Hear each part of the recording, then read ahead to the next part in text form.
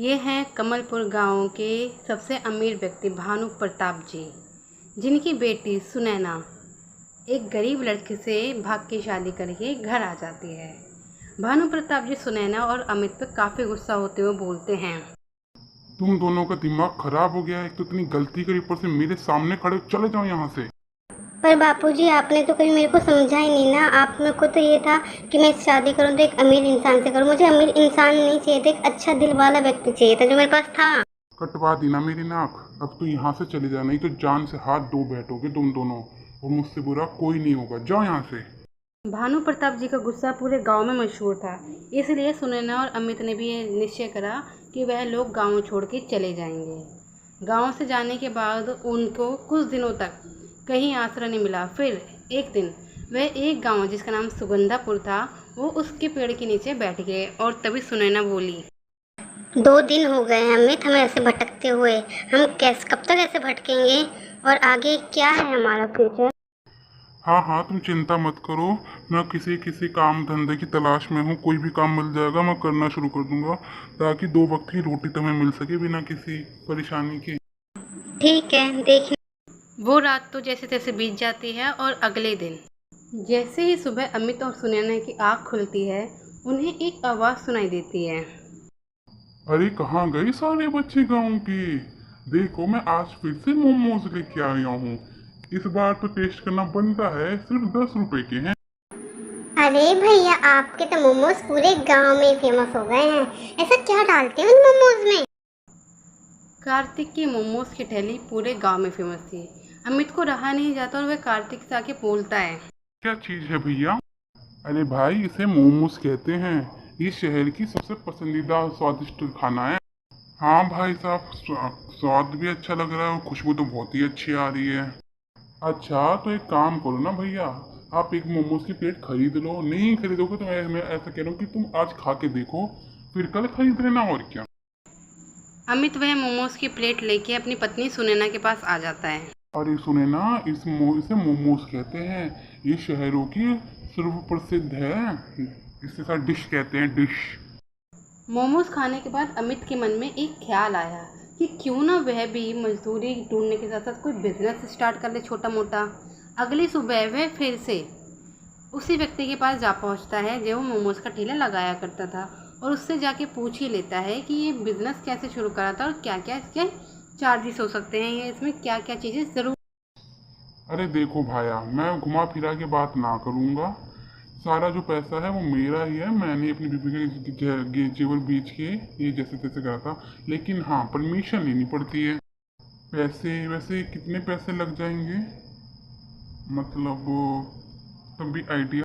किसी भी व्यवसाय को शुरू करने से पहले कम से कम 500 रुपये तो अपनी जेब में होने ही चाहिए। कुछ दिन बाद वह व्यक्ति उसी गांव के सरपंच के पास पहुंच जाता है।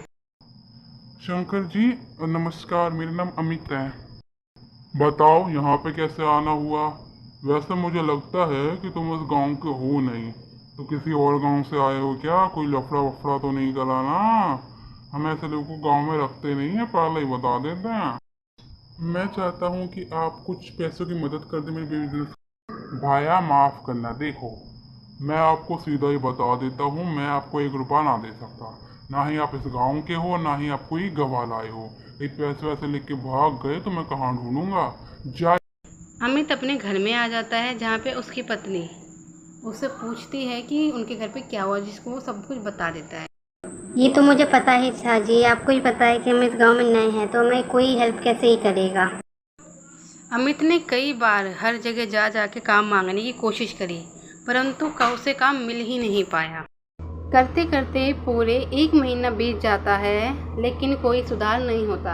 एक दिन सुनैना जंगल की ओर जा रही होती है, तो चलते चलते एक ऐसी जगह वहाँ वो पहुँच जाते हैं जहाँ पे कई सारे सेब पत्ते ऐसे यूं ही पड़े होते हैं, जिसको देख के उसे थोड़ा अचंभा भी लगता है और उसे समझ नहीं आता कि वो कहाँ आ गई है। पर वह एक जादुई नगरी थी। ये कौन सी जगह है? यहाँ पे तो कोई रास्ता भी नहीं।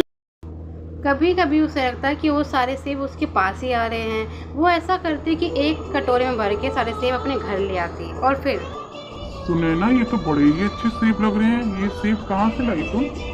खरीदे हैं क्या या किसी ने दिए हैं तुम्हें? बोलो। और तुम इतने शांत क्यों हो? सब ठीक है? अरे वो क्या है ना, मैं जंगल की तरफ गई थी तो मुझे वहीं पे सेब दिखे तो मैं वहीं भले आई। मैंने कहा 2-3 दिन बाद खाना ही हो जाएगा, है ना।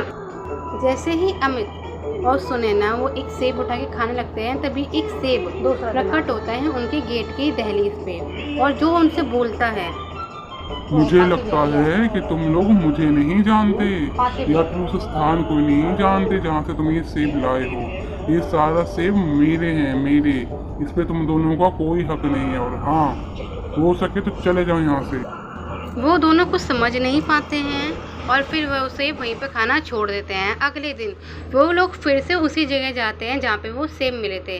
अब जब वो जाते हैं तो उन्हें कई सारी लकड़ियों के टुकड़े, कुछ शॉल के टुकड़े दिखते हैं, जिसको देख के वो समझ नहीं पाते कि अब इनका हमें क्या करना है। तभी अमित और सुनैना जी, काम मेरे पे दिमाग लग में जाते ना एक हैं। ख्याल सुनैना आया है। लकड़ियाँ अगर काटना आप शुरू कर देती माने है, तो लकड़ी बोलूं। काटती हैं। वही मैं अमित सोच रही हूँ कि सारी क्यों ना हम तोड़ना भी और लकड़ी को इकट्ठा चालू करना कर लें, शुरू है ना, कर छोटा देते मोटा सा हैं। करते करते ठेला चालू पूरा कर दिन देंगे बीत जाता तो है पैसे और भी फिर आएंगे और उनका लोग को एक ऐसा जान ठेला पहचान भी बन जो ना जाएगी। किसी ने सोचा और जो ना किसी ने बनाया होगा, एक ऐसा ठेला वो लोग तैयार कर। ठेले का नाम होता है पिज्जा पानीपुरी वाला। देख रही हो सुनैना, कितना लाजवाब ठेला तैयार करा है हमने। हाय, मेरी नजर ना लग जाए इस ठेले को। देख ना, गाँव के बच्चे ज्यादातर यहीं आएंगे। अगले दिन अमित ठेला लेके गांव के चौराहे को बीचों बीच बैठ जाता है और फिर बोलना शुरू करता है।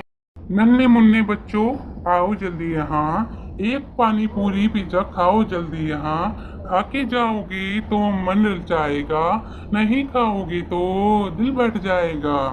अमित की आवाज सुन के कार्तिक वहां पे आता है और उससे बोलता है, अरे वाह अमित भाई, क्या ठेला तैयार करा है, पिज्जा पानी पूरी वाला। अरे वाह, तुम्हारे तो आइडिया को सलाम है, सलाम। कतई जहर आइडिया है। मैं तो कह रहा हूँ ऐसे तुम मेरे कॉम्पिटिटर हो, पर हाँ, चलेगा तुम्हारा ठेला। धन्यवाद कार्तिक भाई, मेरे को उम्मीद नहीं थी कि तुम मेरा सपोर्ट करोगे, पर हाँ, कहना पड़ेगा आज के समय में भी इंसानियत और अच्छे लोगों की कमी नहीं है, लोग हैं। उस दिन तो अमित की दुकान ज़्यादा नहीं चली क्योंकि लोगों को यकीन नहीं था कि पिज़्ज़ा पानीपुरी जैसी भी कोई चीज़ होती है। पर धीरे धीरे करके जैसे जैसे कार्तिक ने उसकी प्रमोशन करनी शुरू करी तो लोगों को अंदाज़ा भी हुआ और लोगों को यकीन भी हुआ कि हाँ, पिज़्ज़ा पानीपुरी भी टेस्ट करना बनता है एक बार।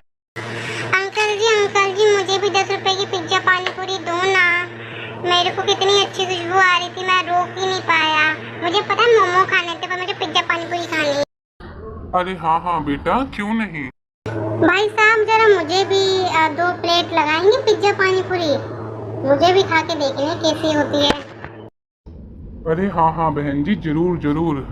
अगर आप 5 पानी पूरी लेते हैं पिज्जा प्लेट की तो मैं आपको 1 पानी पूरी प्लेट फ्री दूंगा।